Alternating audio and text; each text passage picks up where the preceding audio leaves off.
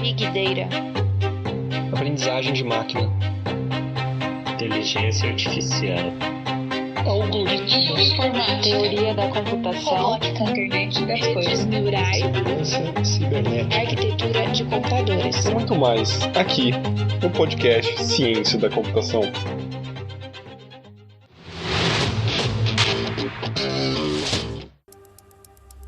A coleta de cada vez mais dados nos permite entender melhor várias situações, de doenças a vendas, mas também acaba levantando diversos questionamentos. A privacidade desses dados é só um exemplo. Dados são muito valiosos hoje em dia, e várias pessoas têm interesse em não só acessar esses dados, como muitas vezes, e se possível, alterá-los. A manipulação correta dos dados é complexa, e construir sistemas que manipulam dados de forma segura também é. Podemos confiar nesses sistemas? Nossos dados estão seguros lá? Há vários cuidados que devem ser tomados com a segurança de sistemas, já que um sistema passível de invasão pode mudar o rumo de várias coisas. Quando esse sistema envolve votação, o sigilo do voto é garantido por lei no Brasil. O que aconteceria se descobríssemos em quem o juiz do STF votou? E se fosse possível alterar o resultado de uma eleição? É para falarmos sobre segurança de sistemas de votação que hoje conversamos com Diego Aranha. Diego é cientista da computação formado pela Universidade de Brasília. Possui mestrado e doutorado pelo Instituto de Computação da Unicamp, com um estágio de pesquisa na Universidade de Waterloo, no Canadá. Posteriormente, se tornou professor da Unicamp até 2018. Hoje é professor da Universidade de Aarhus, na Dinamarca. Diego já recebeu 2 vezes o Google Research Award latino-americano e já foi nomeado como um dos pesquisadores brasileiros abaixo dos 35 anos no MIT Tech Reviews Innovators. Fico muito feliz em recebê-lo aqui. Seja muito bem-vindo ao nosso podcast, Diego. Nós já tivemos um episódio com a professora Cláudia, em que conversamos sobre a importância dos dados e como a computação tem se relacionado com isso. A privacidade desses dados também foi um dos temas abordados naquela conversa. Para garantir a segurança desses dados e do funcionamento correto do sistema, é preciso que o sistema que manipula aqueles dados e os meios de transmissão utilizados por eles sejam confiáveis. Até lembro de uma aula que eu tive na minha graduação, de sistemas operacionais, em que o professor perguntou para a turma se seria possível garantir que um sistema fosse inviolável. Eu respondi que só enquanto ele estiver desligado. Obviamente, essa não é uma resposta válida. Então, eu queria começar a nossa conversa com o professor Diego perguntando justamente como eu posso julgar ou como que eu posso entender que um sistema é seguro e eu posso confiar nele. É uma ótima pergunta, que é central na área de segurança, porque ela é muito menos binária, preto e branca, do que as pessoas imaginam. A gente está muito acostumado a debater ou ver discussões onde o rótulo inteiro é esse sistema é seguro, sem deixar claro o que significa na verdade. Tem um monte de premissas embutidas nessa afirmação. Então, quando você fala um sistema é seguro, isso quer dizer implicitamente que ele resiste a ataques montados por um adversário com certas características. Um adversário aí é a entidade que está interessada em violar alguma das propriedades de segurança que se elenca para esse sistema. Então, o adversário está interessado em forjar a autoria de uma mensagem, ou de capturar uma mensagem que ele não tem acesso, ou de personificar uma das entidades que são legítimas dentro desse sistema, que tem algum tipo de poder, exercitar o poder no lugar de uma dessas entidades. Então, um sistema ser seguro quer dizer que ele resiste a ataques montados por esse adversário dentro de um certo modelo de ameaças, onde a gente descreve o que o adversário tem possibilidade de fazer, que pedaços do sistema ele tem a possibilidade de causar intervenções, de causar influências. Então, tudo isso fica resumido em é seguro ou não. Então, por isso as discussões, especialmente as discussões que a gente observa no dia a dia ou no cotidiano, são muito pouco qualificadas na área de segurança, porque é realmente difícil capturar essas nuances numa conversa informal. Mas a gente pode até usar como um elemento uma rede social, por exemplo. O que seria uma rede social segura? Depende. Para algumas pessoas, uma rede social onde é muito difícil para alguém falsificar a autoria de uma mensagem. Postar uma mensagem em nome, talvez, de um usuário que tenha um número muito grande de seguidores, seja um usuário popular da rede. Outras pessoas podem formular uma rede social segura, ou talvez um nome melhor seja privada, como aquela em que a própria entidade que administra o serviço é incapaz de coletar informações sobre as pessoas que usam o serviço. Uma entidade, uma empresa até, a comunidade pode construir um sistema que funciona de forma que não seja viável coletar dados das pessoas que usam aquele serviço. Um exemplo claro é o DuckDuckGo, né? Uma máquina de busca onde a empresa por trás afirma fazer um trabalho extraordinário para não coletar dados dos usuários que utilizam a máquina de busca, mas ainda assim fornecer resultados para as buscas que são úteis. Então, depende muito da aplicação, do contexto e do adversário que você supõe, né? Às vezes o adversário é um simples criminoso que tem interesse em algum ganho financeiro, é o caso simples, mas o adversário também pode ser uma agência de inteligência com um orçamento bilionário que opera para o governo americano, como nós vimos lá nas revelações do Snowden. Então, uma das lições mais importantes de se aprender a trabalhar na área de segurança é decidir muito bem contra qual adversário você tentará proteger o seu sistema, porque é óbvio que certos adversários são muito difíceis de proteger ou não teriam interesse no sistema que está sendo projetado, dada suas características, a sua natureza. Então, escolha sabiamente seus adversários. Quando esse sistema que a gente está falando definiu que ele é seguro ou não, quando isso passa para um sistema de votação, por exemplo, mesmo num cenário menor. Por exemplo, é bem comum a votação do centro acadêmico, ou a própria votação do nosso Instituto de Computação, do Unicamp, ocorre para escolha de algum diretor ou coordenador, é feito de forma online. Essa característica por ser uma votação, um sistema mais especializado, tem alguma diferença ou alguma especificidade além do que se foi definido como um sistema seguro? Novamente, ótima pergunta. Porque as pessoas conhecem implicitamente propriedades de sistemas de votação no mundo real. Assim, né? Quem já observou, teve a experiência de votar com cédula de papel, tinha muito claramente quais são as propriedades de segurança que se espera daquele sistema. Você espera que o voto seja secreto, isso para eleições oficiais. Né? Vamos começar com o caso de eleições oficiais. Você espera que o voto seja secreto, ninguém sabe qual é o autor de uma cédula que seja depositada na urna de votação.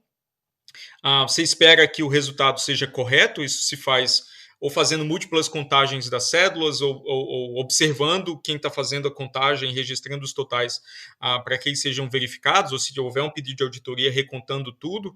Então as pessoas entendem que, bem, tem uma propriedade de integridade dos resultados aí e outra propriedade de sigilo do voto. Essas são as que as pessoas conhecem e que precisam, claro, ser traduzidas para um sistema de votação eletrônica que também elege pessoas para cargos oficiais. Mas também há outras propriedades de segurança que são menos conhecidas, mas também são amplamente estudadas tanto na pesquisa quanto na prática de votação ou de votações.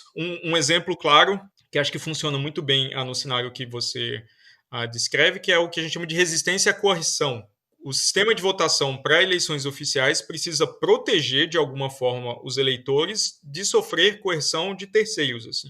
Você não consegue evitar que, por exemplo, um candidato pressione as pessoas a votarem em favor dele, mas você consegue proteger ou desenhar o sistema de votação para que eleitores não consigam provar para o candidato que eles votaram, de fato, naquele candidato, o que reduz aí o incentivo para que a coerção possa funcionar. Essa já é uma propriedade de segurança que não é muito importante para eleições acadêmicas. Eu gosto de acreditar que não há necessidade. Normalmente em eleições acadêmicas, especialmente essas de instituto, as pessoas brigam para não serem eleitas, né, ou para não se candidatar. Assim, é uma função que poucas pessoas estão dispostas a executar.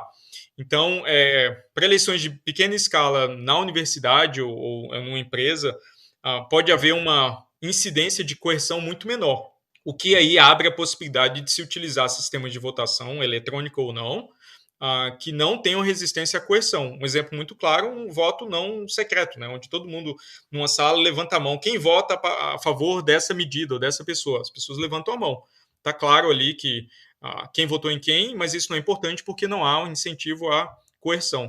É claro que na medida que você vai para eleições importantes na própria universidade, como de conselhos e reitores, e aí a coisa começa a complicar, porque o orçamento é substancial, então começam a agir outros tipos de interesses que motivam proteger essas eleições também de coerção. Né? Então, elas também precisam satisfazer resistência à coerção.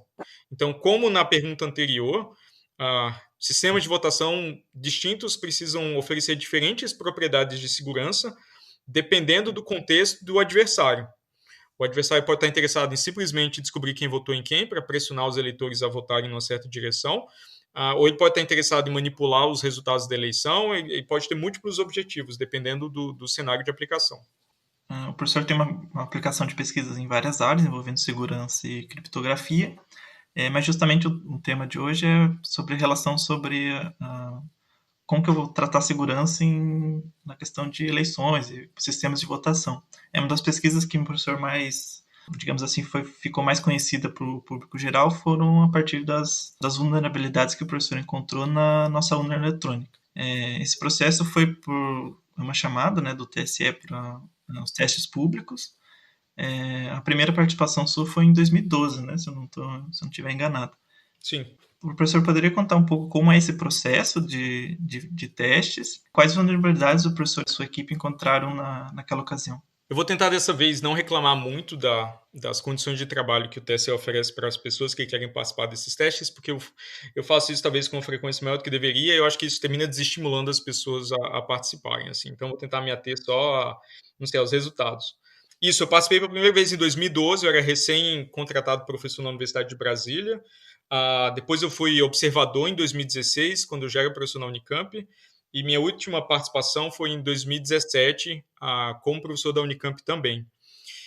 O que foi um tanto surpreendente e preocupante nessas ocasiões é que a gente achou vulnerabilidades no sistema que podiam ser exploradas dentro de um modelo adversarial que faz sentido para eleições eletrônicas de caráter oficial, como as eleições onde a urna eletrônica é usada no Brasil, e que essas vulnerabilidades afetavam imediatamente as propriedades de segurança mais importantes de qualquer sistema de votação, não apenas eletrônico. São o sigilo do voto e a integridade dos resultados. Para trocar em miúdos, a gente, como eu vinha falando, né, a gente sabe mais ou menos como a eleição baseada em seadores de papel fornece essas duas propriedades. Né? Quando você implementa um sistema de votação eletrônica, é preciso que existam mecanismos, tanto em software quanto no mundo físico, para garantir essas propriedades. Caso contrário, tanto o sigilo do voto quanto a integridade do resultado vão depender unicamente e fundamentalmente do software, que no caso roda na urna eletrônica. O que é um grande perigo, porque a gente sabe que software quebra, software é mal feito, software estraga com o tempo, né? Ele vai se corroendo. Isso é bem caracterizado na literatura de engenharia de software, como o software apodrece com o tempo, na medida que gatos são aplicados em cima de gatos e a coisa vai evoluindo de maneiras improváveis. Então, em 2012, eu coordenei uma equipe de profissionais da UNB. A gente teve 5 horas, se eu não me engano, para analisar o código-fonte do sistema de votação, que tinha lá da escala de milhões de linhas de código. E assim, a primeira coisa que a gente procurou, a gente tinha um terminal com o código lá instalado, e era um terminal do TSE, a gente não tinha nem nossas próprias ferramentas para buscar coisas. O que a gente fez foi, a gente ouviu numa palestra inicial que a urna embaralhava os votos na medida que ia coletando, para que não se desligasse a ordem de votação da ordem que os votos aparecem no arquivo, novamente para proteger o sigilo do voto. E a gente pensou, bem, esse embaralhamento deve depender de um gerador de números aleatórios. Então, como a gente nunca viu esse sistema e não sabe muito bem como ele funciona, vamos procurar por péssimos exemplos de geradores de números aleatórios, esperando não encontrar nenhum, e aí mover e fazer outra coisa assim que a busca terminasse. Então, a gente começou a dar greps na base de código com geradores ruins, tipo RAND e SRAND, porque o software da urna é implementado em C e C++, então esses seriam os candidatos prováveis. E aí o primeiro e o segundo grep que a gente rodou na base já foi com SRAND, e a gente encontrou o fatídico SRAND alimentado com uma hora. Então, existia uma chamada função time, que retorna o tempo em segundos desde, 1º de janeiro de 1970, e essa era a semente que embaralhava os votos. O grande problema é que, primeiro, essa semente aí não é imprevisível, é uma tomada de tempo em segundos no dia de votação, porque ela era feita quando o sistema era inicializado, então tinha uma janela muito pequena de valores possíveis para essa semente. E o outro grande problema é que no mesmo tempo em que essa semente era medida, era tomada, a máquina imprimia a zerésima, e a zerésima contém a hora em que ela é impressa. Então, para todos os propósitos, essa hora era informação pública contida na zerésima. Então, o adversário com acesso à zerésima, que é basicamente qualquer pessoa que tem um documento público, conseguia, depois da eleição, usar um arquivo que a urna produz chamado Registro Digital do Voto, que são esses votos embaralhados, para restaurar a ordem original em que eles foram depositados na urna. Então, alguém com a ordem de votação, porque talvez trabalhou como mesário. Novamente, está dentro do modelo adversarial de eleições. Você tem que assumir que o mesário pode ser malicioso. Conseguiria reverter esse embaralhamento e saber exatamente quem votou em quem. A gente também descobriu que era possível, a partir também de informação pública, o log das urnas, ele armazena um instante de tempo que cada eleitor votou. Então, se você quer descobrir a posição de um certo eleitor na fila, porque ele é uma pessoa importante, talvez o ministro do Supremo, você pega essa informação na imprensa. Em 2010, a gente chegou até a coletar esse exemplo. Em 2010, o ministro Lewandowski era presidente do TSE, e saiu uma foto dele votando, e nos metadados da foto tinha a hora que ele tinha votado. Então, de posse dessa informação e do log da urna da sessão eleitoral que ele vota, você consegue descobrir a posição dele na fila. Recuperando os votos em ordem, evidentemente, revela o voto daquela posição na fila, e você conseguiria quebrar, com certeza matemática, o voto de um ministro do Supremo. Então, isso mostra, por exemplo, que um sistema de votação eletrônica, ou não eletrônica, deve coletar o mínimo de informações possível a respeito do voto e de quem está votando, enquanto esse processo acontece, para que essa informação não possa ser usada por um adversário posterior para recuperar a informação que quebre o sigilo do voto. Esse não foi a única vulnerabilidade que a gente encontrou, foi a que recebeu mais atenção na época, porque foi o que a gente conseguiu exercer ou exercitar de maneira empírica. A gente rodou um experimento mostrando que isso era viável para uma eleição que, se eu não me engano, 475 eleitores, 950 votos. Mas a gente também encontrou outros problemas. Esse, inclusive, era um problema que era razoavelmente fácil de corrigir, porque você troca a implementação do gerador de números aleatórios, ou até, como a gente recomendou, destrói esse arquivo de metadados que é perigoso, tem um sistema mais fortalecido em relação ao sigilo do voto. Mas a gente também encontrou um problema fundamental na gerência de chaves. Tem uma série de arquivos que a urna tanto consome quanto produz, que precisam ser encriptados ou autenticados. Um deles é chave criptográfica para assinar resultados, por exemplo. E todos esses arquivos, todas essas informações sensíveis, o software de votação, por exemplo, também é outra informação sensível, porque se o adversário altera o software de votação, ele altera o resultado da eleição, essencialmente. A gente descobriu que todos esses arquivos eram protegidos por uma mesma chave, que estava escrita, ou a gente chama hard-coded, né, em computação. Ela estava literalmente definida no código-fonte. Então, de posse dessa chave, era possível recuperar a informação ou adulterar o software de votação rodando em qualquer urna do país, ou até adulterar o cartão de memória que instala um certo número de urnas no TRE antes da eleição acontecer, foi o que a gente conjecturou em 2012, apenas tendo esse string lá de bytes, que era uma chave do AES. E, novamente, você pode pensar, mas quem está fora do TSE não tem acesso ao código-fonte, portanto, não teria acesso a essa chave. Bem, como a chave estava inserida no código-fonte, ela aparece às claras no binário também. Então, alguém fora do TSE conseguiria ter acesso a essa chave. Mas numa eleição eletrônica razoável, o modelo adversarial inclui os funcionários do TSE, os gerentes do TSE de projeto, inclui todo o pessoal do TSE.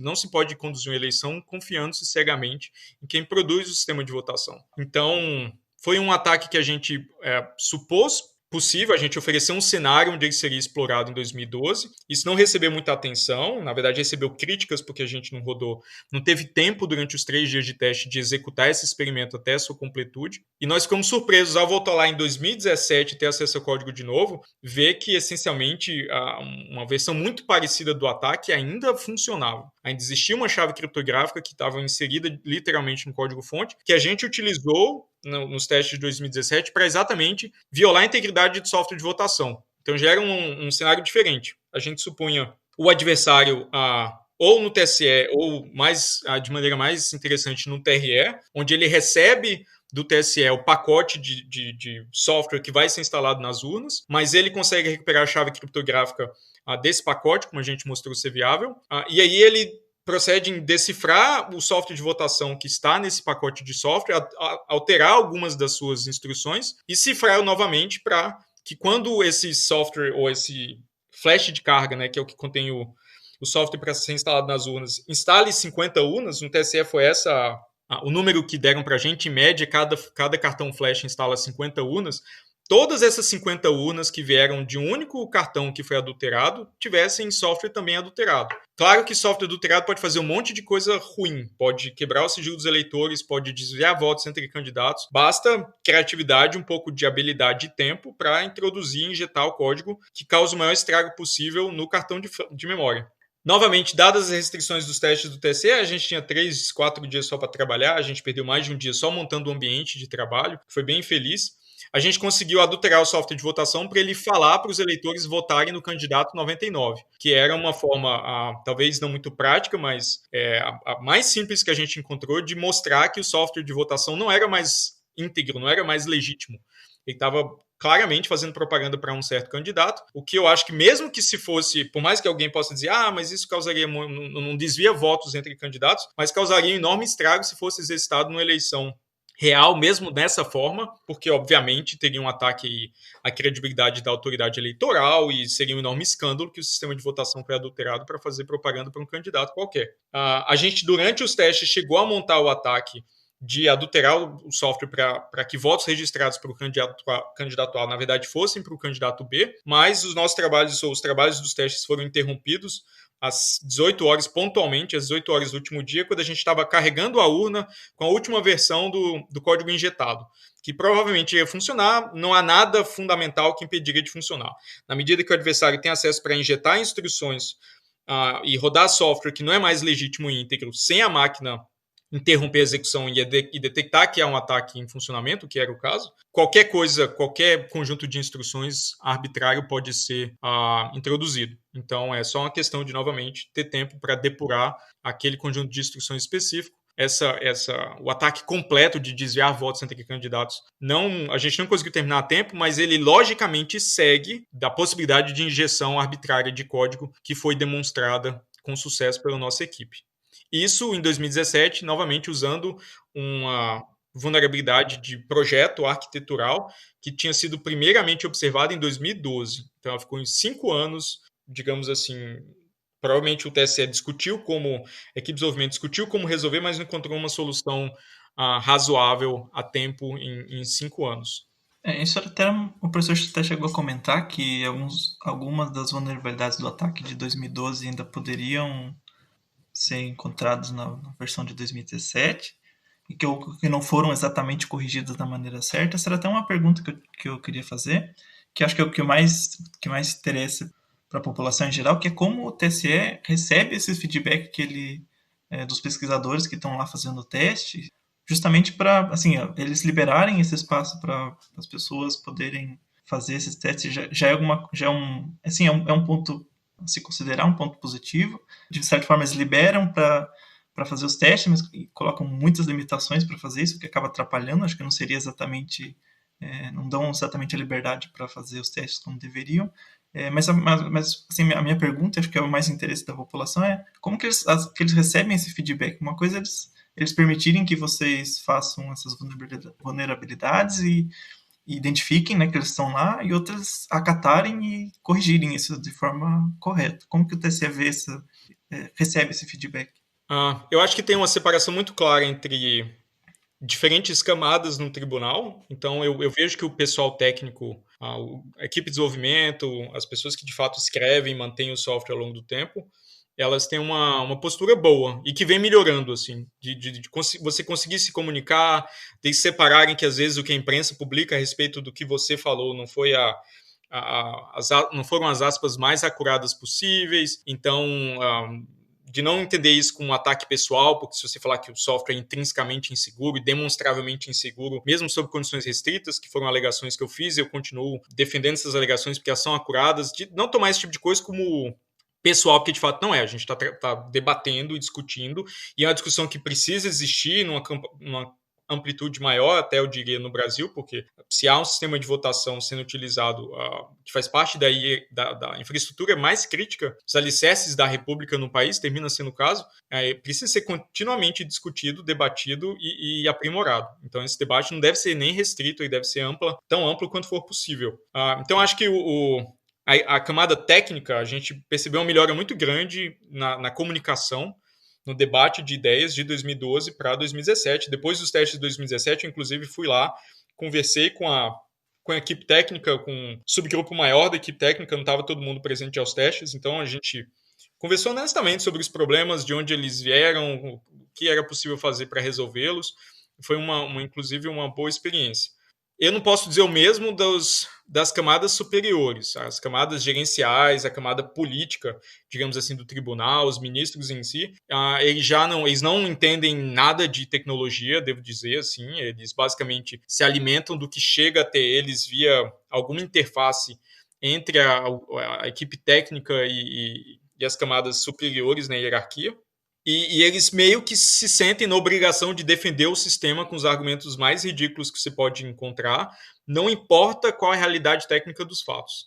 Então, é quase uma missão do presidente do TSE, não importa que presidente que seja o atual, falar que é o melhor sistema de votação no mundo, que o Brasil é referência mundial para voto eletrônico, que o resultado sai no mesmo dia, que os outros países vêm aqui para conhecer, maravilhados com o sistema de votação que o Brasil dispõe, ignorando os problemas de transparência, a falta de um registro físico que permite uma auditoria ou uma recontagem posterior, que é prática até nos países de onde essas pessoas, esses delegados que visitam o TSE, contém, e ignorando o fato também que há muitas missões diplomáticas, né? Há embaixadores, há pessoas de outros países que visitam autoridades eleitorais do Brasil, e o mesmo ocorre no sentido inverso, e obviamente um visitante que observa o sistema de votação do Brasil pela primeira vez, não conhece nada sobre ele, ou sobre o debate técnico que ocorre no país, ou debate técnico internacional que acontece a respeito de sistema de votação eletrônica. E alguém fala, ele resolve 140 milhões de votos em 3 horas, e a pessoa vai, obviamente, elogiar. Eu não, como diplomata, não vou visitar um outro país e falar, que porcaria, não tem transparência nenhuma. Sequer entram nesse debate, é tudo muito superficial. Assim. Então, usar isso como argumento de que, por isso o sistema é respeitado no resto do mundo, é excelência, é quase má fé. Assim. Então, me irrita muito a propaganda que o TSE se sente na obrigação de fazer, ignorando, novamente, a realidade técnica dos fatos, que inclui aí deslegitimar a posição de especialistas que participaram nos próprios testes. Então, sempre que eu participei em testes, ou mesmo em 2016, quando eu fui apenas observador, depois dos testes, sempre tem uma etapa muito cansativa, muito desgastante, de tentar colocar a versão que pelo menos eu enxergo, né, como tecnicamente acurada do que foi observado, versus a versão que é propagada pelo tribunal usando seu órgão de imprensa, inclusive. Então, primeiro, é quase impossível ter a mesma amplitude, o mesmo alcance de um órgão institucional de imprensa, que faz propaganda do sistema 24 horas por dia, 7 dias por semana. Assim. Então, sempre foi muito frustrante lidar com esse debate público, sabendo que era uma batalha perdida, no sentido de, eu não vou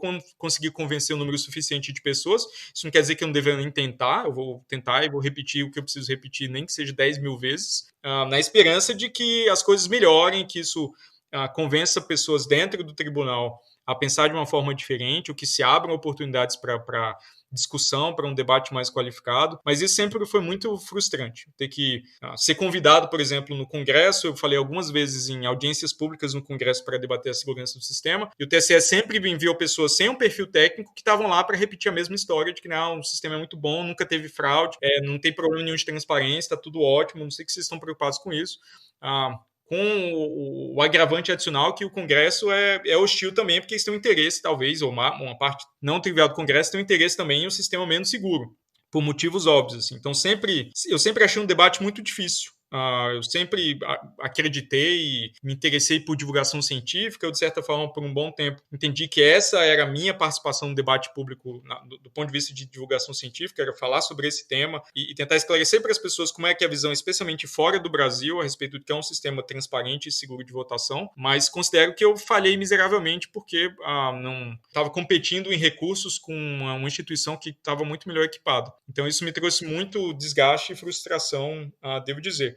Mas a gente pelo menos observou essa mudança do ponto de vista do corpo técnico de entender essas críticas de maneira mais positiva e talvez eles estão, para dar exemplo, em algumas ocasiões até o corpo técnico do TSE deu palestra e participou de um workshop de votação eletrônica que existia com parte do SPSEG, o Simpósio Brasileiro de Segurança, para tentar ter um contato com a academia, e lá a gente trazia gente de fora que trabalha com votação eletrônica na Inglaterra e outros países, para todo mundo que está envolvido no debate entender que tem um aspecto maior aí. E eu acho que houve um avanço nesse sentido. É uma pena que ele não se vê claramente refletido nas instâncias superiores do tribunal. O professor chegou a comentar que um pouco dessa propaganda, né, de que o sistema é seguro, é vendido também quando se comparado com outros líderes que acabam vindo para o Brasil elogiar pela rapidez. Isso também era uma pergunta minha, no sentido de, assim, o Brasil não é a única democracia do mundo, também não é o único país com uma grande população. Como que os outros países lidam com a questão da eleição, essa questão de voto, seu voto eletrônico, e se teriam bons exemplos lá fora que a gente poderia se espelhar? Essa é uma questão bem interessante de discutir, porque, de certa forma, o tamanho do país e quão descentralizada é a operação do governo determina bastante como que funcionam as eleições. Então, o Brasil é um país onde a organização do governo, do Estado, ainda é muito centralizada, apesar de, na teoria, ser uma federação, tudo ainda é muito centralizado nas instituições federais. E o que dificulta certos tipos de esforços. Assim, né? Mas outras democracias grandes, países grandes utilizando voto eletrônico são a Índia, que tem mais de 1 bilhão de habitantes. Os Estados Unidos têm 300 milhões de habitantes e tem um subconjunto de estados, menos que a metade com certeza, que utilizam voto eletrônico.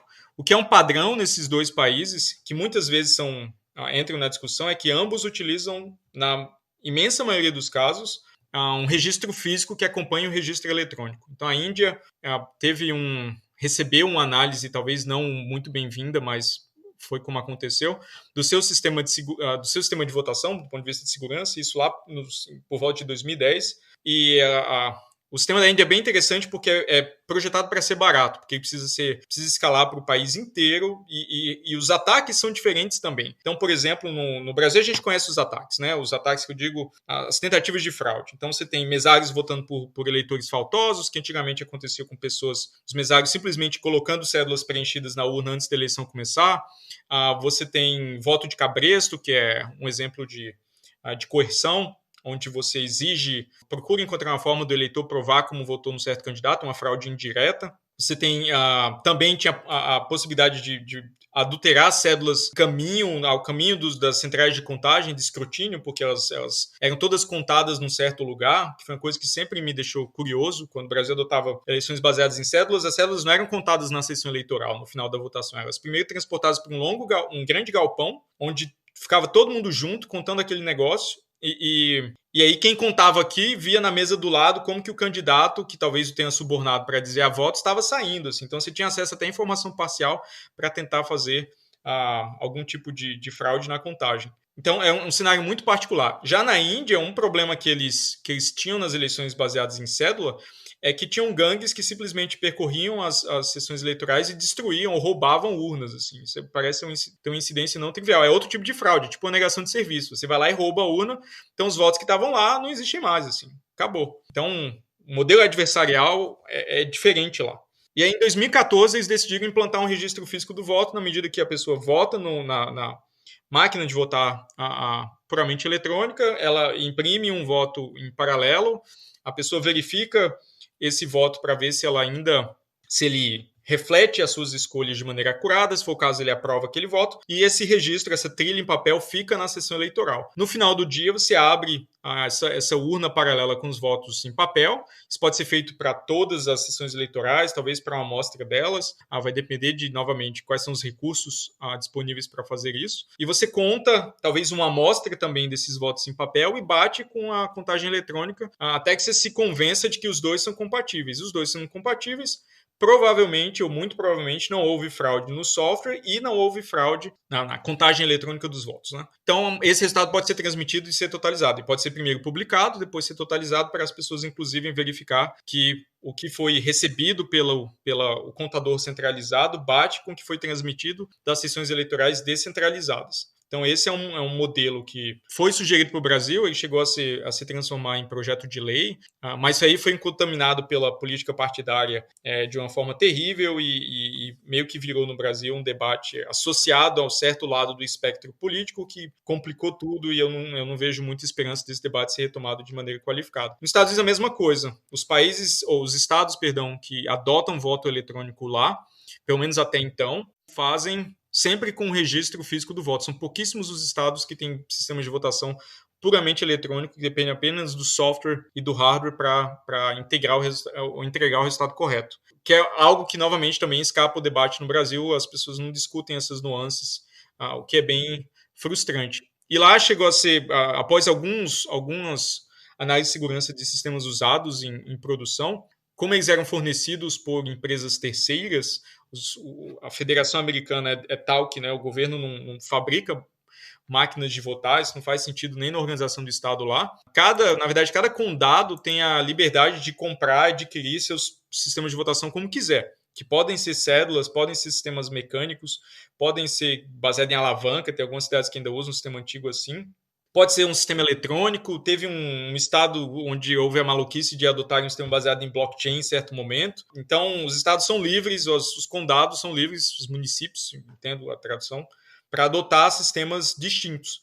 Mas uma qualidade unificadora ao se observar esse mapa é que a grande maioria dos sistemas eletrônicos possuem o registro do voto e alguns estados concretizaram isso como requisito formal no seu conjunto de regras e leis locais. Então, um exemplo, se eu não me engano, desse fenômeno é a Califórnia, onde o governo é proibido, desde que a análise de segurança mostraram que os sistemas lá utilizados eram seguros, o governo é proibido de comprar qualquer sistema de votação eletrônica que não tenha esse mecanismo básico de transparência, que é um registro físico para recontagem ou auditoria posterior. E houve quebra de contrato do lado do governo, ou, na verdade, quebra de contrato é do lado das empresas, né? Houve rescisão de contrato do lado do governo, que tinha adquirido esses sistemas descobertos como inseguros posteriormente. Então, é uma realidade bem diferente. No caso do TSE, a gente encontrou vulnerabilidades muito parecidas, com impactos muito parecidos, violação de integridade do software, violação de sigilo do voto, quanto aqueles analisados na Califórnia, mas como o sistema é fornecido pelo governo, o governo não vai rescindir o contrato com o próprio governo.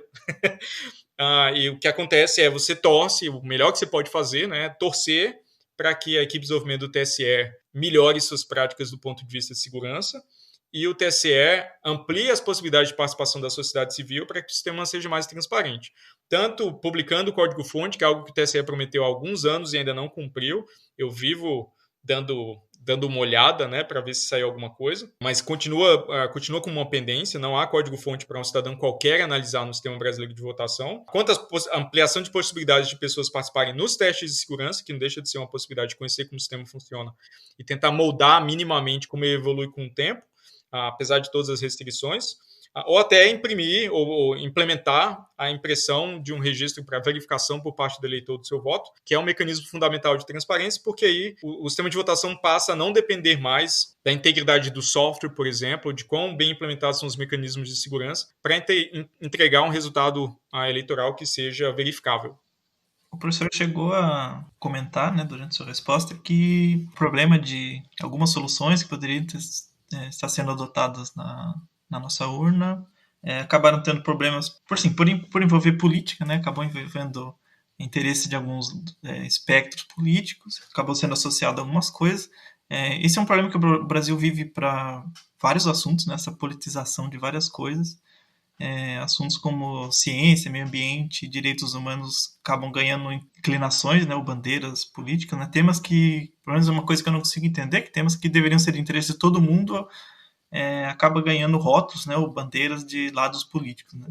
Infelizmente, os laudos técnicos, né, que foram gerados, né, sobre a confiabilidade da urna também foram, digamos assim, também acabaram ganhando esse lado politizado, digamos assim, né? Então, um certo grupo, né, de políticos acabou questionando a confiabilidade das eleições passadas, né, e da que estava para acontecer em 2018, o que foi suficiente para não só colocar você como sua pesquisa como parte do argumento.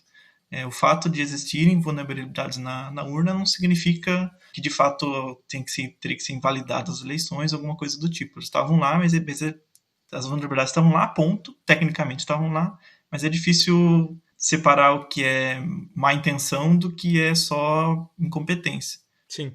Desculpa te interromper, né, mas eu tenho que dizer isso.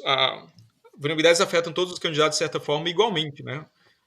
Elas não existem para afetar ou penalizar o candidato predileto das pessoas. Assim.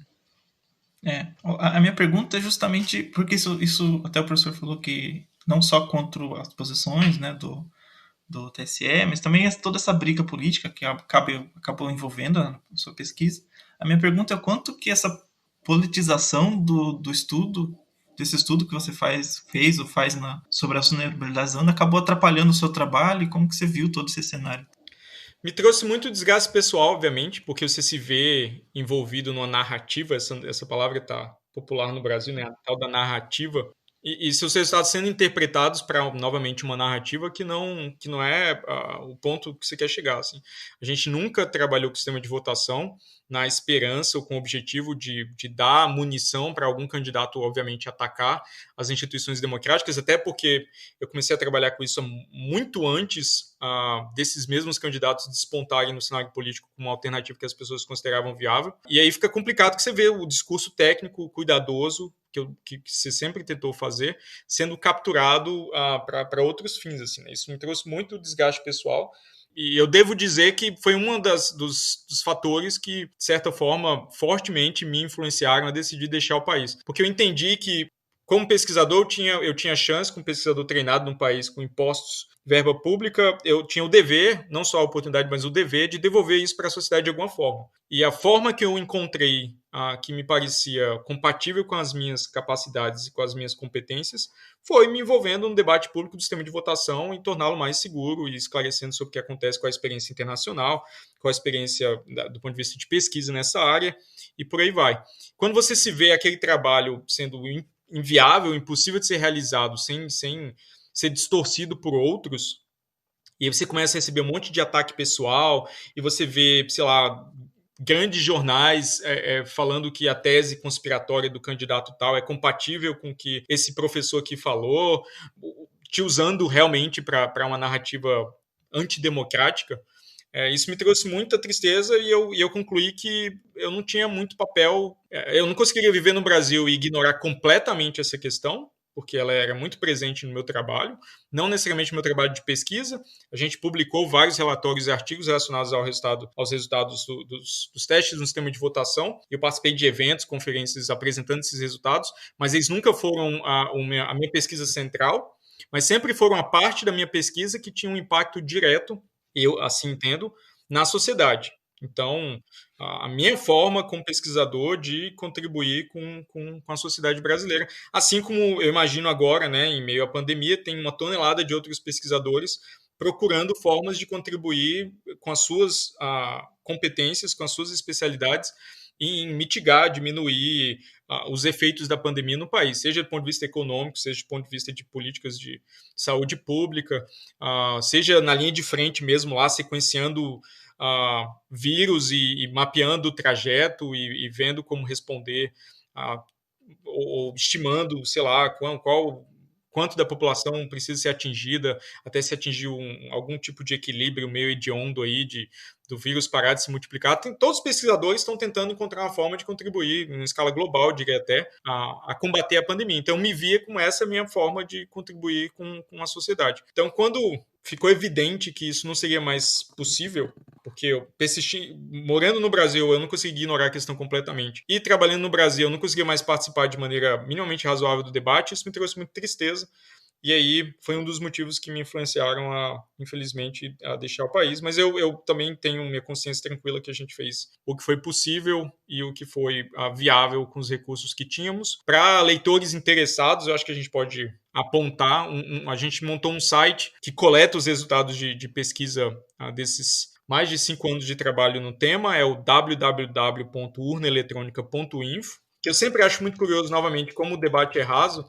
Ele é um site leve, feito apenas em HTML, né, sem nada muito sofisticado, apenas para oferecer para as pessoas o nosso ponto de vista e links para os relatórios que a gente escreveu. E em inúmeras conversas, eu já fui acusado de desinformar ou de espalhar fake news, porque, obviamente, esse site não pode ter conteúdo legítimo porque ele é feio. Então, mais um aspecto negativo de se envolver no debate público em torno de questões científicas do Brasil. Então é isso, eu concluí que não era possível fazer ciência da forma como eu gostaria no país, o que terminou me obrigando, me fazendo perder a ilusão e ter que deixar o país. E eu sempre uso essas oportunidades para dizer, eu nunca fui pressionado ou ameaçado, e isso ter me levado a deixar o país. Foi simplesmente uma desilusão com as instituições, como a sociedade responde a movimentos dessas instituições. Então hoje, 3 anos, né, depois da última participação sua no teste público, a gente pode dizer que o professor não tem um envolvimento mais presente ainda nas pesquisas da vulnerabilidade da UNA. O professor está focado justamente nos seus outros temas de pesquisa. Isso. Eu recentemente escrevi, e é curioso isso, por mais que eu tenha deixado o país, eu continuo trabalhando em votação eletrônica, não mais com algum interesse no caso brasileiro, mas agora mesmo, no mês passado, a gente submeteu um artigo construindo um sistema de votação criptográfico para eleições que talvez não tenha uma necessidade de resistir à coerção de maneira tão forte, sistema de votação via internet, essencialmente, usando uns pedaços de criptografia que a gente chama de pós-quântica, né, que são projetados para resistir a computadores quânticos. Assim. Então, eu continuo trabalhando em votação eletrônica, numa capacidade pequena, evidentemente, mas não mais com algum interesse no caso brasileiro, até porque, se o TSE mantiver o entendimento de outras edições dos testes, brasileiros morando no exterior talvez não sejam elegíveis em edições futuras dos testes. Assim. Eu também acho que já essa parte da minha vida já é passado, eu já me considero aposentado da participação dos testes do TSE e em grande capacidade de debate público também em torno da segurança do sistema de votação no Brasil. Até porque eu acho que morando fora você não tem acesso tanto às informações ou às chances de participar de testes e de debates qualificados no tema, o que tira um pouco da legitimidade dos argumentos.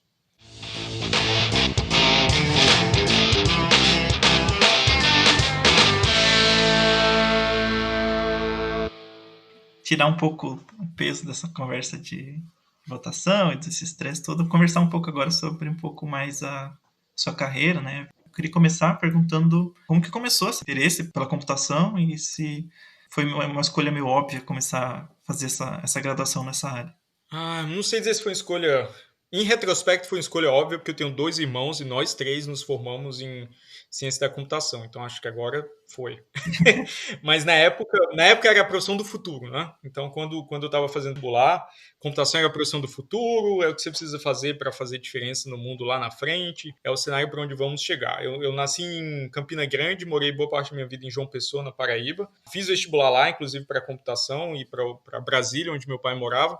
E naquela época o que se falava era essa é a profissão do futuro. Meu interesse por computação começou antes, assim, bem antes. Eu lembro que quando eu era criança tinha um conjunto de fascículos. As pessoas talvez nem saibam mais que são fascículos, né? Mas é uma coisa que você vai toda semana na banca de revistas e aí você compra o fascículo daquela semana e você não pode perder um fascículo, senão é difícil de comprar o que você não tem. De uma enciclopédia chamada Descobrir. Então você ia comprando esses fascículos para compor essa enciclopédia ao longo do tempo. E de vez em quando vinha uma coisa diferente. Assim, acho que com cada fascículo vinha uma coisa diferente. Às vezes vinha uma maquete de um porta-aviões para você montar de papel. Às vezes vinha um pôster. Vinha alguma gracinha assim para tornar a experiência mais divertida. E em uma edição específica que era sobre programação, sobre computadores, veio um pôster com trechos de código em BASIC. Eu não tinha computador na época, ainda era um produto muito caro, inacessível para minha família. Eu sou filho de 2 professores da educação pública, então a gente nunca teve muito luxo em casa. Mas eu lembro de ter visto esse post e ter ficado muito intrigado sobre o que era. E aí o padrinho do meu irmão era analista de sistemas, esse era o termo usado na época. Ninguém se chamava de desenvolvedor, né? Era analista de sistemas. E eu perguntei para ele o que é isso. Ele falou assim, isso é um programa em BASIC. A gente escreve isso foi escrito por um humano, e aí você usa um programa para transformar esse programa em linguagem, não vou falar em linguagem natural porque não é, mas em uma linguagem que tenta, né, abstrair os conceitos de computação para algo próximo da linguagem natural, e aí ele transforma isso aqui num formato que o computador executa. Eu falei, cara, isso é absolutamente brilhante. Você escreve um treco que é minimamente legível por humano, você usa um programa para traduzir o seu programa em outro programa, e você roda esse programa no computador. É isso que eu vou fazer na minha vida. Eu não lembro que idade eu tinha quando eu vi esse negócio, mas isso me impactou muito. Porque a partir desse dia eu sempre falei, eu vou ser analista de sistemas. E aí, quando eu cheguei no 2º grau, meu irmão entrou na escola técnica em processamento de dados. Ainda existia com esse nome, né? Hoje eu acho que chama de Cefet, ou vários se transformaram em institutos federais de ensino superior no Brasil. Mas ele entrou na escola técnica em processamento de dados e começou a programar. E aí, lembro também nitidamente o dia que ele escreveu. Aí a gente já tinha um computador, meu pai comprou um computador para ele poder fazer o curso de processamento de dados. E eu lembro nitidamente o primeiro dia que ele rodou o Turbo Pascal, letras amarelas no fundo azul, e aquele era o compilador esperando, né, comandos na linguagem de programação imperativa para traduzi-los para um formato binário, e eu fiquei absolutamente alucinado com ver o que eu tinha passado, sei lá, talvez 10 anos imaginando como funcionava na prática na minha frente. E aí eu aprendi a programar com ele, fui copiando, ia pegando as coisas, o que sobrava, né, do lição de casa, dos projetos, e comecei a programar em Pascal. Então, quando eu entrei na universidade, eu já programava um pouco em Pascal. O meu código era terrível, obviamente, mas já era algo que eu fazia com alguma frequência. E desde então, não mais larguei computação, e talvez essa sequência de fatos seja muito parecida dos meus irmãos também, porque todos nós fizemos computação. Meus irmãos trabalham, não na universidade, trabalham em indústria e governo, mas quando a gente se junta, a gente só fala sobre computação. É um tema muito natural na família. Depois que o professor entrou na graduação, o nosso podcast também é muito voltado para a área de pesquisa, né? Hoje a área de trabalho é muito seduzente, mas o professor decidiu por fazer pesquisa, virar professor, ser pesquisador na universidade. O empurrãozinho de ir para a área da computação foi familiar, mas esse empurrãozinho para ir para a área de pesquisa, como que foi? Foi quase que um acidente. Então, eu entrei na graduação na Universidade de Brasília, e aí eu me senti no início muito empolgado, porque eu falei, eu estou no lugar certo, porque eu faço computação, e computação é uma profissão que me permite trabalhar sem falar com pessoas. Essa era a minha visão no início do curso. Assim. O que primeiro vai me permitir ter alguma chance de sucesso no meu emprego, certo? Porque eu sou péssimo, continuo sendo muito ruim em falar com pessoas. E segundo, me parece, não sei, algo muito tranquilo para se fazer pelo resto da vida. Assim, né? Eu vou simplesmente programar e não vou falar com pessoas. Obviamente, eu estava muito enganado, porque computação, não importa a área que você esteja trabalhando, em grande capacidade das posições, você precisa falar muito com pessoas, né? Tanto com os seus outros desenvolvedores, quanto os seus clientes, quanto a sociedade, se você trabalha para governo. Então, era uma visão muito equivocada. Eu achava que ia me enterrar num subterrâneo em algum lugar e ficar implementando coisas sem ninguém me encher o saco. E aí, com essa perspectiva, dá para ver que eu realmente tomei decisões erradas na vida, que eu me tornei professor, que é uma atividade essencialmente que lida com humanos o tempo todo. Assim. Então, eu não lembro exatamente como que eu tomei essa decisão de tentar a carreira de pesquisa. Eu lembro que eu me formei em 2004, e aí eu cheguei a estagiar em empresas na época, em empresas na área de segurança em Brasília. Eu já tinha esse interesse por criptografia, eu tinha feito uma disciplina de criptografia chamada Segurança de Dados, com Pedro Rezende em Brasília, que era meio lendária, assim, e fiquei novamente fascinado, especialmente com esse aspecto dual da área de segurança, né? Que você muitas vezes tem que pensar como alguém que constrói sistemas, muitas vezes tem que pensar como alguém que quebra sistemas. Então, essa dualidade eu achei muito atraente no início. Eu comecei o curso com interesse em sistemas distribuídos, que rapidamente foi abandonado em favor de segurança e de criptografia. E aí, quando eu terminei a graduação, talvez minha experiência na indústria tenha me levado a pensar que não era o que eu queria fazer naquele instante. Então, me pareceu natural me candidatar a vagas de mestrado, e foi o que eu fiz. Eu me candidatei em algumas e fui aceito na Unicamp, e foi quando eu me mudei para Campinas. Fiz mestrado, meu mestrado não saiu do jeito que eu queria. Eu peguei um tema muito complicado para fazer durante o mestrado. Eu trabalhei em redes de anonimização de tráfego. Hoje, pensando, é um tema que parece muito grande. Eu queria projetar minha própria rede, implementar tudo, rodar em produção. Eu estava uma ambição muito grande para um espaço de tempo muito curto. Mas durante o mestrado, eu gostei muito de implementar os sistemas criptográficos que eu precisava para rodar partes dessa rede de anonimização de tráfego. E aí a história de você otimizar e tornar o código robusto me interessou muito. Então, quando eu fui fazer o doutorado na Unicamp, eu já passei a trabalhar no tema de engenharia criptográfica, que é como tornar implementações de criptografia, especialmente em software, mais eficientes e mais robustas, né? Pensando aí que um adversário que é capaz até de injetar falhas no processador enquanto ele está sendo executado para tentar extrair informação secreta que tem algum interesse particular, algum benefício para esse adversário. E desde então, desde o início do doutorado, eu tenho trabalhado majoritariamente nesse tema, em como implementar as coisas de maneira rápida, que me permite programar quase todo dia, o que é algo que eu gosto muito de fazer, mas ainda assim estudar matemática e conversar e trabalhar, colaborar com matemáticos que dão origem a ideias para construir os criptossistemas, né? Então, eu gosto muito de trabalhar com matemáticos porque eles trazem ideias e eu transformo essas ideias em código rápido, viável, que funciona e que com mais algumas iterações poderia ser colocado em produção até. Hoje o professor já está há 2 anos, né, morando e trabalhando na Dinamarca. fazendo pesquisa aí. A minha dúvida é como tem sido essa adaptação, né, do Brasil para a Dinamarca, como que é o processo, assim, muda muita coisa a questão da aula e de como você pode fazer pesquisa e produzir ciência aí na Dinamarca. A maioria das atividades não muda muito. Isso eu fiquei um pouco surpreendido, que não sei, quando eu cheguei eu esperava, ou imaginava que eu não tivesse capacidade por ter formação no Brasil, ou por estar acostumado a fazer pesquisa com poucos recursos por muito tempo, então não saberia lidar com o ambiente aqui, mas eu me surpreendi do ponto de vista oposto, né? Na verdade, eu estava qualificado, eu tinha as habilidades suficientes para fazer. O que, novamente, me levou a concluir que a pesquisa feita no Brasil é de ótima qualidade. É o que eu já pensava no Brasil, evidentemente, quando eu morava no Brasil, mas que se fortaleceu, uma visão que se fortaleceu de fora. Especialmente quando você considera a quantidade de recursos e de apoio que pesquisadores no Brasil têm. E essa talvez seja a maior diferença entre os dois países, assim, ou entre um ambiente de pesquisa que seja mais robusto, como é encontrado aqui na Europa, comparado com o Brasil. Então, há muito mais fontes de financiamento, há muito mais oportunidades para se obter financiamento de pesquisa.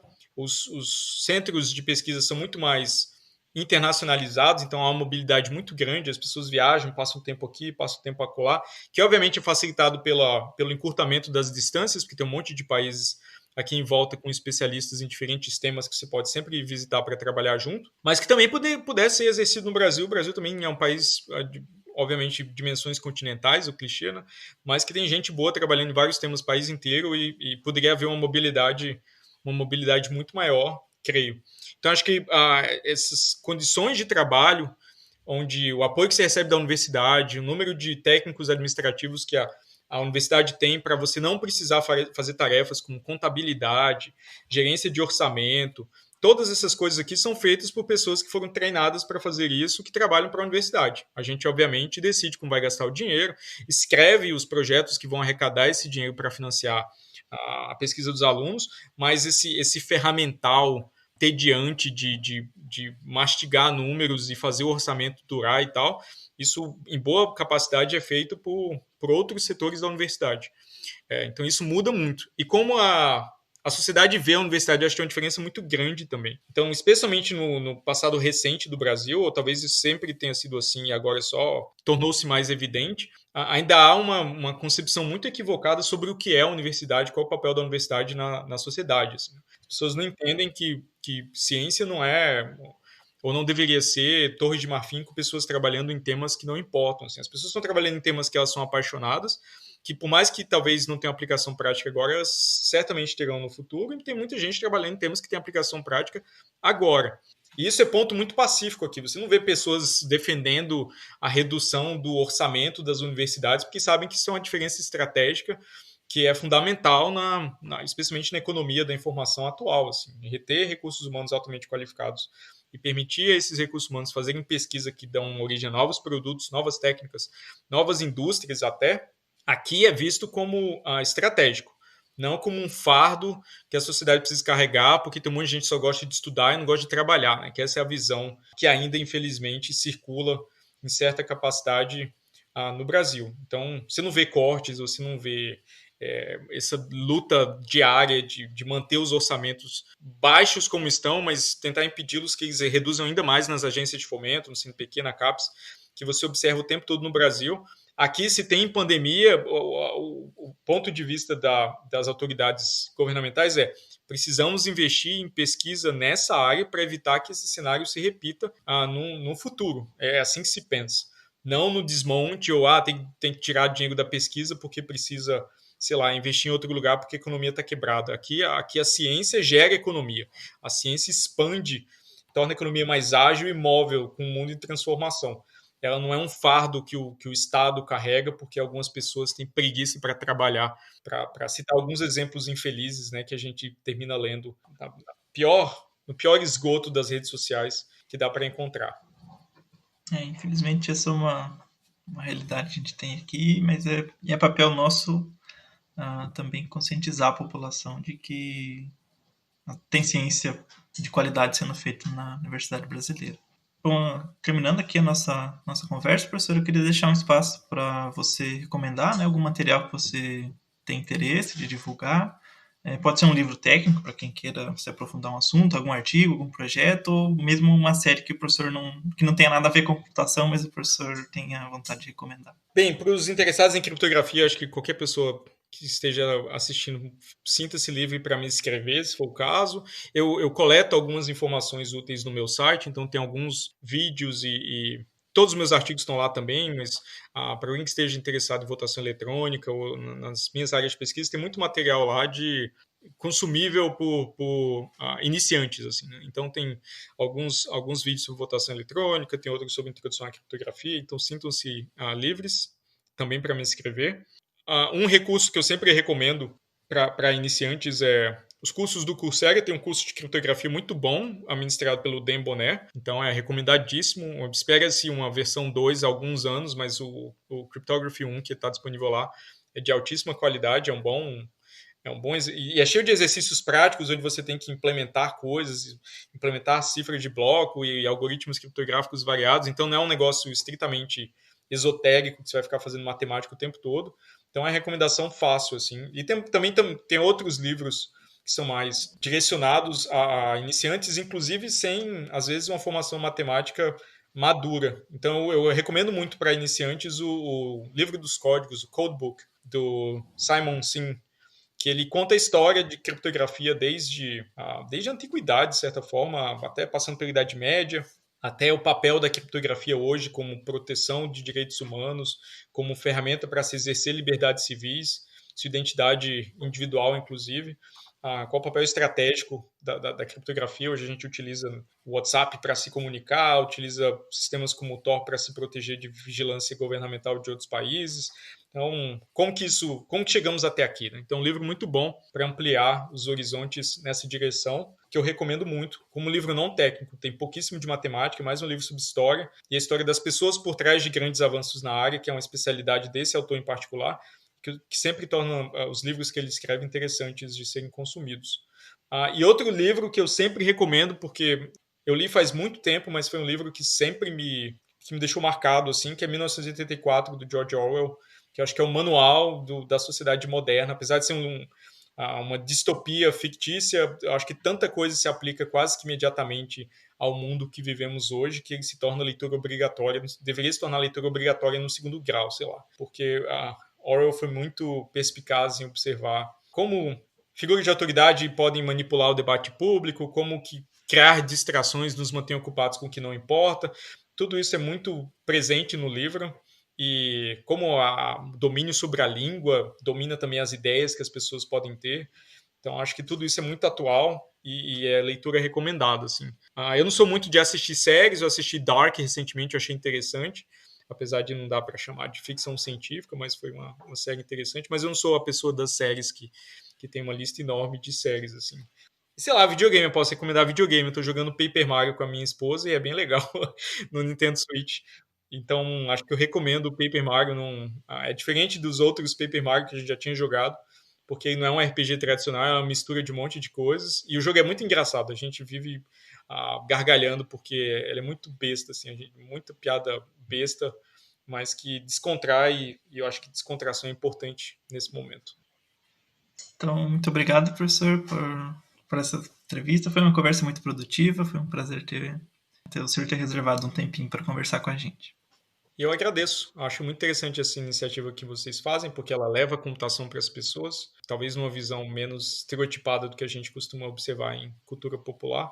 Então, continuem. Acho que é fundamental e importante levar a computação e ciência para as pessoas também, né? O mundo precisa muito de ciência atualmente. E parabéns pela iniciativa. E obrigado novamente pelo convite, pela possibilidade de contribuir com esse esforço. Obrigado, professor.